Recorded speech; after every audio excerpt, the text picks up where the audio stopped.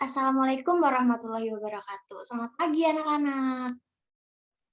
Waalaikumsalam warahmatullahi wabarakatuh. Selamat pagi, Bu. Apa kabar nih kalian? Alhamdulillah sehat, Bu. Alhamdulillah. Udah sarapan belum nih? Kok kayaknya masih kurang semangat. Jangan lupa sarapan ya anak-anak. Kalian harus jaga kesehatan. Terlebih di masa pandemi sekarang ini, kalian harus lebih aware sama kesehatan kalian. Dengan banyaknya aktivitas kalian di luar pembelajaran, kalian harus lebih hati-hati dan lebih menjaga kesehatan kalian. Oke, sebelum kita mulai pembelajaran pada pagi hari ini, kita berdoa terlebih dahulu. Berdoa dengan keyakinan masing-masing dimulai.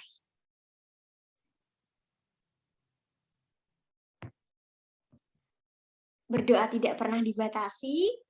Baik anak-anak, sebelum memasuki materi pembelajaran, jangan lupa kalian mengisi presensi terlebih dahulu ya. Untuk link presensi sudah Ibu kirim di grup WhatsApp. Kalian bisa langsung aja untuk isi. Untuk hari ini, kita akan membahas mengenai materi administrasi sarana dan prasarana.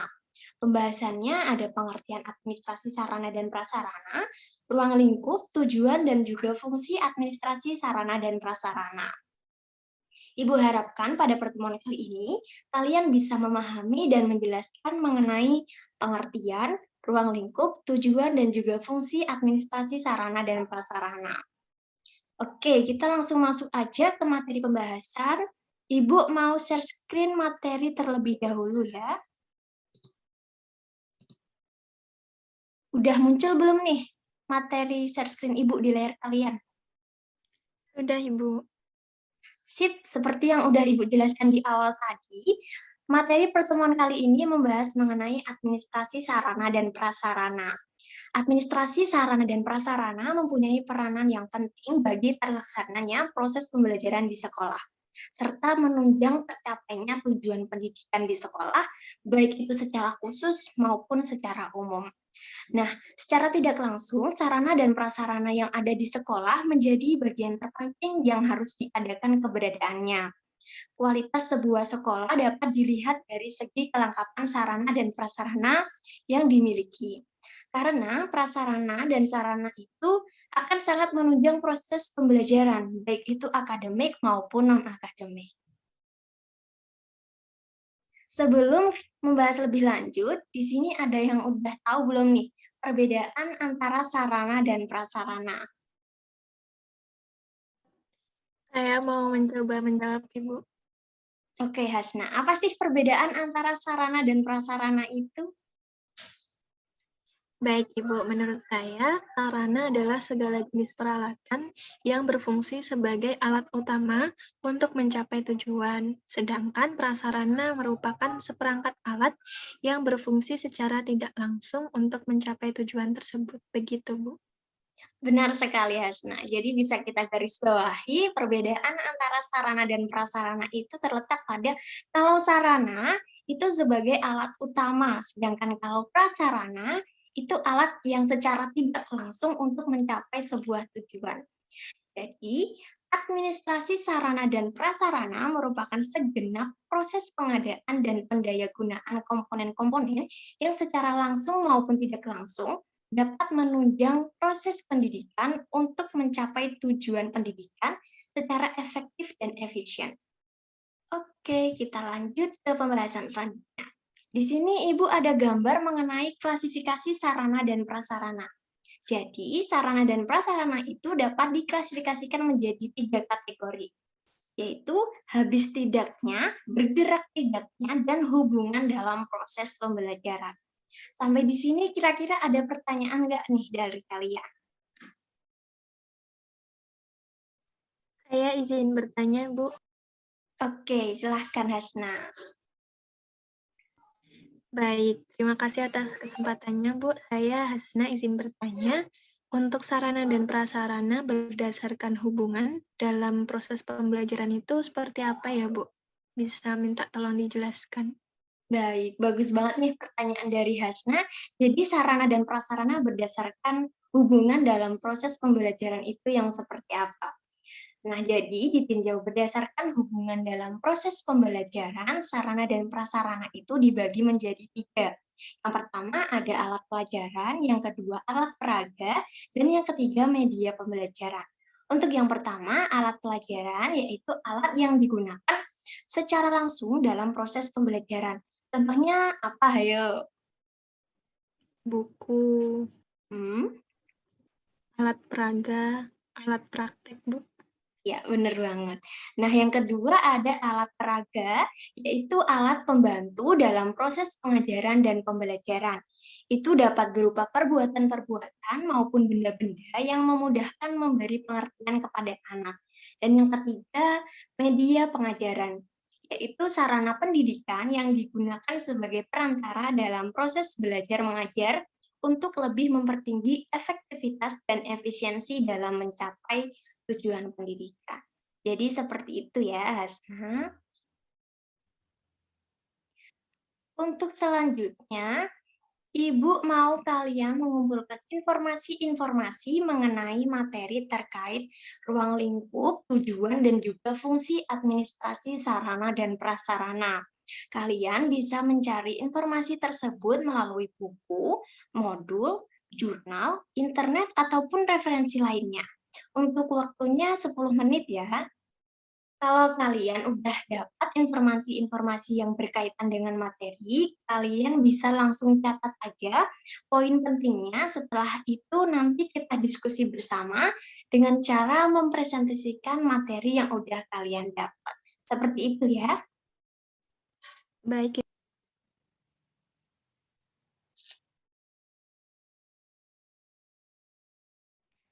Oke, anak-anak, sudah 10 menit ya. Sekarang waktunya kalian mempresentasikan hasil yang sudah kalian peroleh. Di sini ada nggak nih yang mau mempresentasikan materinya?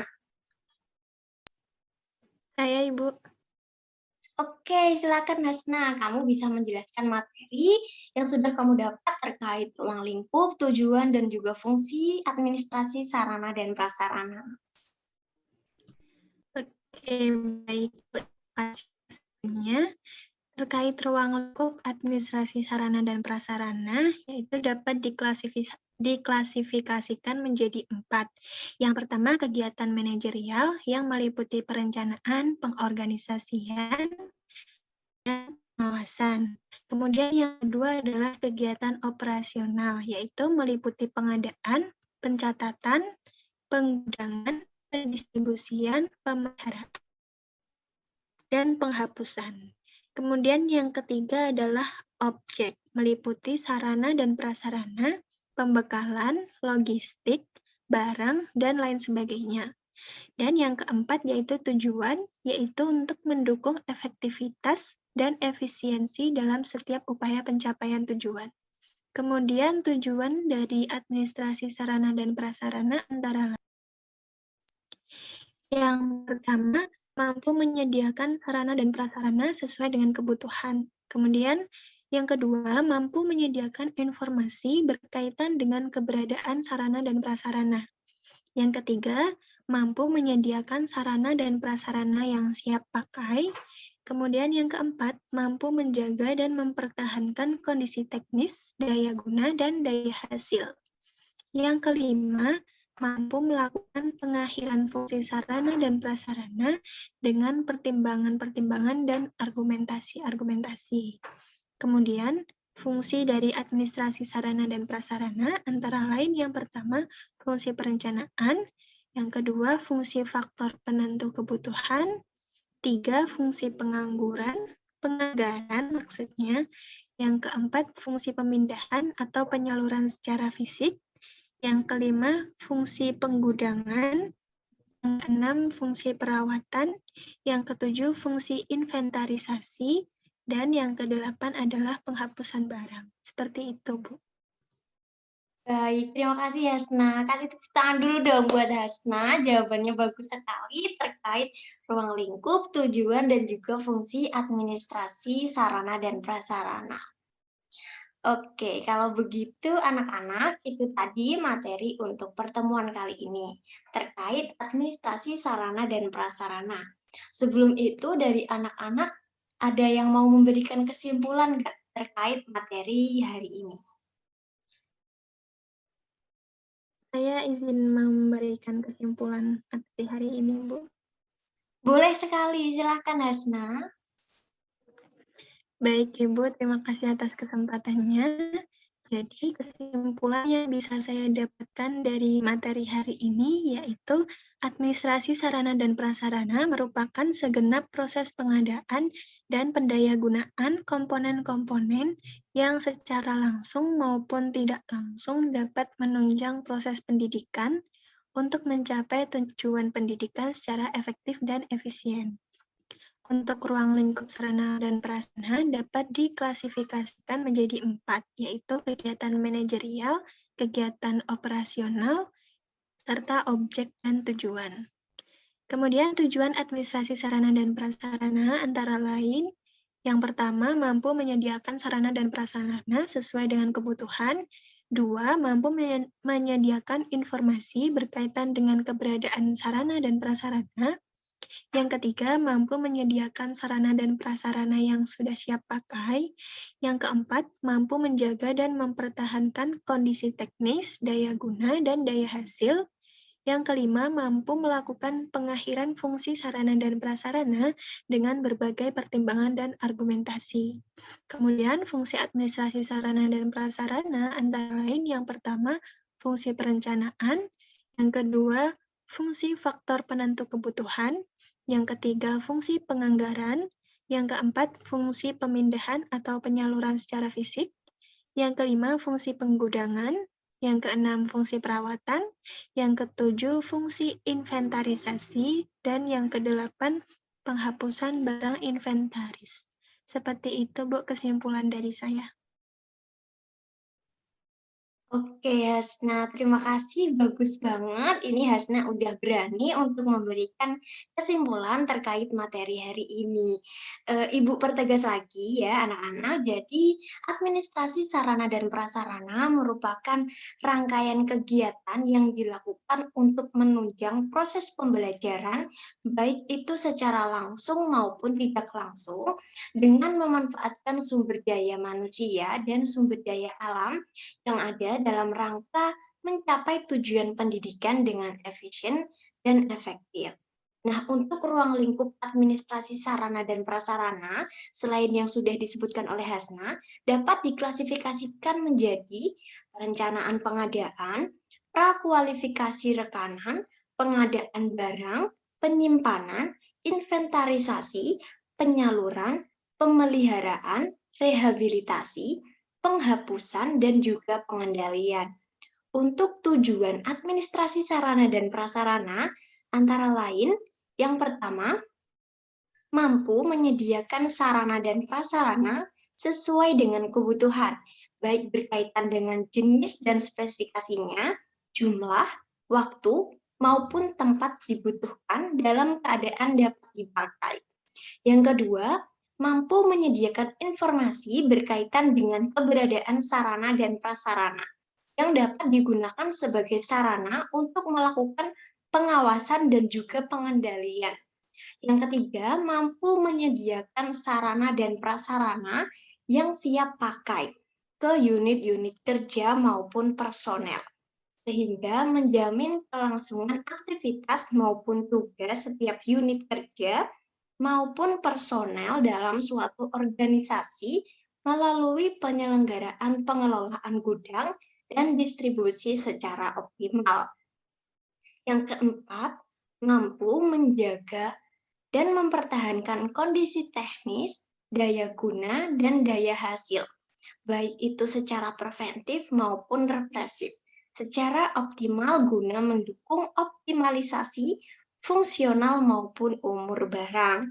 Yang kelima, mampu melakukan pengakhiran fungsi sarana dan prasarana dengan pertimbangan-pertimbangan dan argumentasi-argumentasi yang dapat dipertanggungjawabkan guna mendukung kelancaran pelaksanaan aktivitas maupun tugas.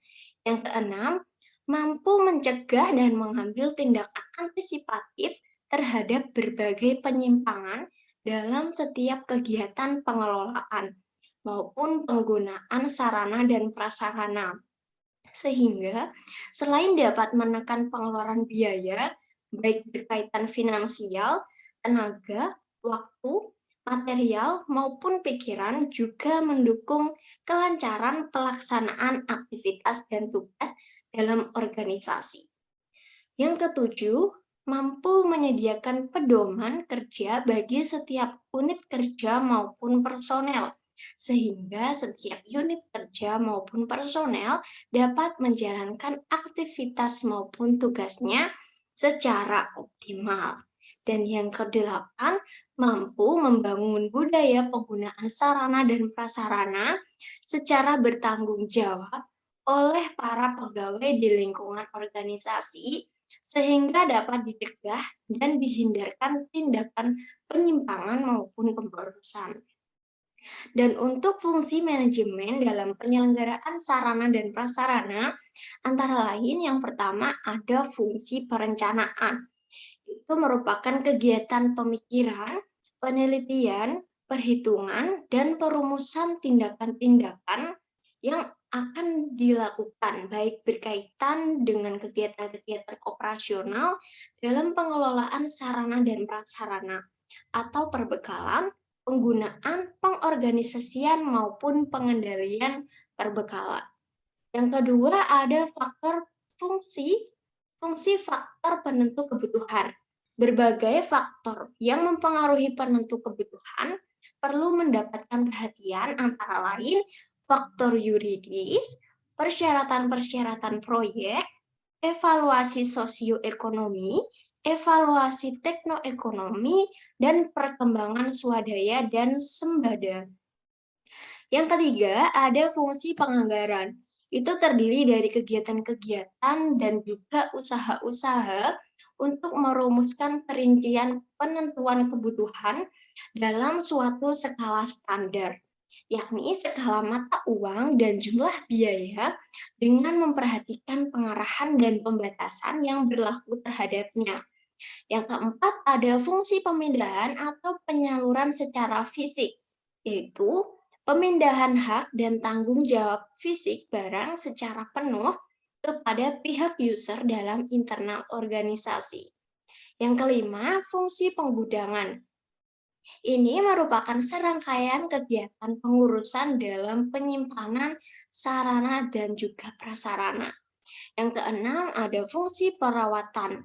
Ini upaya untuk meningkatkan kualitas pelayanan peralatan yang ada. Yang ketujuh, fungsi inventarisasi adalah kegiatan dan usaha untuk memperoleh data yang diperlukan mengenai barang-barang perlengkapan yang dimiliki.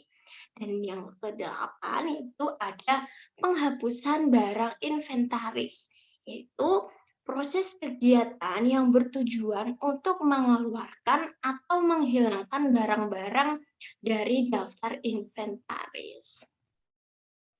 Baik, anak-anak sudah semua ya penjelasan terkait materi administrasi sarana dan prasarana. Mulai dari pengertian, klasifikasi, ruang lingkup, tujuan, dan juga fungsi administrasi sarana dan prasarana. Sebelum Ibu tutup, dari kalian ada yang mau bertanya terkait penjelasan materi hari ini? Silahkan bagi yang ingin bertanya. Saya izin bertanya, Ibu. Baik, silahkan Hasna. Baik, saya izin bertanya ya, Bu, untuk mengapa harus ada administrasi sarana dan prasarana. Kemudian, bagaimana peran guru dalam administrasi sarana dan prasarana tersebut, Bu? Begitu pertanyaannya, Ibu. Oke, terima kasih Hasna atas pertanyaannya, bagus sekali. Jadi, administrasi sarana dan prasarana ini merupakan hal yang sangat penting dalam menunjang tercapainya tujuan dari pendidikan itu sendiri. Tersedianya sarana dan prasarana yang cukup dengan kualitas yang baik sangat dibutuhkan dalam menyelenggarakan kegiatan pendidikan untuk mencapai tujuan yang diharapkan.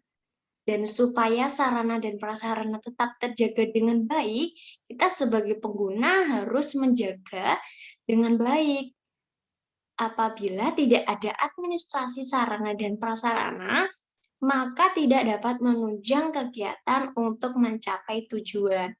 Lalu, peran guru dalam administrasi sarana dan prasarana itu antara lain, yang pertama, keterlibatan dalam menyusun rencana pengadaan alat bantu belajar. Yang kedua, keterlibatan dalam pemanfaatan dan pemeliharaan alat bantu dalam pengajaran yang digunakan oleh guru. Dan yang ketiga, keterlibatan dalam hal pengawasan terhadap penggunaan alat praktek oleh siswa. Seperti itu, Hasna, apakah jawaban dari Ibu dapat dipahami? Dapat dipahami, Ibu. Terima kasih atas jawabannya. Oke, mungkin ada pertanyaan lagi sebelum Ibu tutup? Tidak ada, Ibu. Sudah cukup. Baik, kalau sudah tidak ada yang ingin bertanya lagi, Ibu tutup ya pembelajaran pada pertemuan hari ini. Dan untuk pertemuan selanjutnya mengenai analisa perencanaan kebutuhan. Kalian bisa mempersiapkan terlebih dahulu dengan membaca-baca materi supaya kalian mendapat gambaran mengenai materi tersebut dan akan kita bahas bersama di pertemuan selanjutnya. Baik, Ibu ucapkan terima kasih untuk kalian semua yang sudah mengikuti pembelajaran pada pertemuan hari ini dan terlibat aktif dalam proses pembelajaran. Ibu harapkan kalian mendapatkan pengetahuan dan manfaat dari pertemuan hari ini. Sebelum Ibu tutup, mari kita berdoa terlebih dahulu sesuai dengan agama dan kepercayaan masing-masing. Berdoa dimulai. Berdoa tidak pernah dibatasi. Sekian dari Ibu. Ibu minta maaf apabila dalam proses pembelajaran hari ini ada ucapan maupun tindakan yang kurang berkenan. Sampai jumpa di pertemuan selanjutnya. Wassalamualaikum warahmatullahi wabarakatuh. Waalaikumsalam warahmatullahi wabarakatuh. Terima kasih, Bu.